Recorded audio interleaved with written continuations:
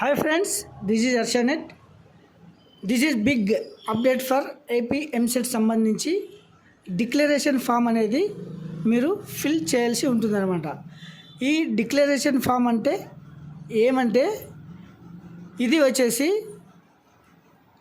ఎవరెవరైతే క్వాలిఫై అయి ఉంటారో తర్వాత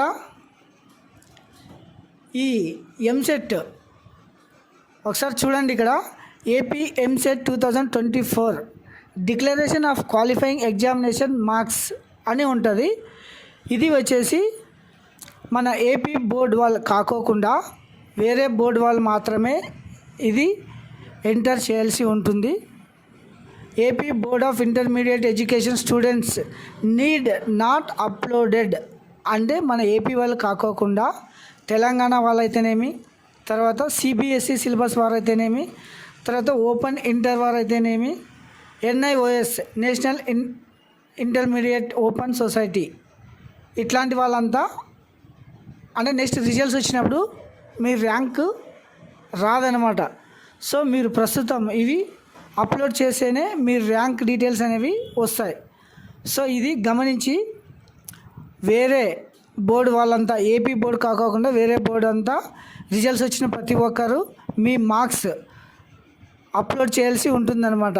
ఇందులో వచ్చేసి ఒకసారి చూడండి, declaration form only for students who passed qualifying examination అనేది ఏదైతే ఉందో దానిని మీరు ఒకసారి క్లిక్ చేయాలి.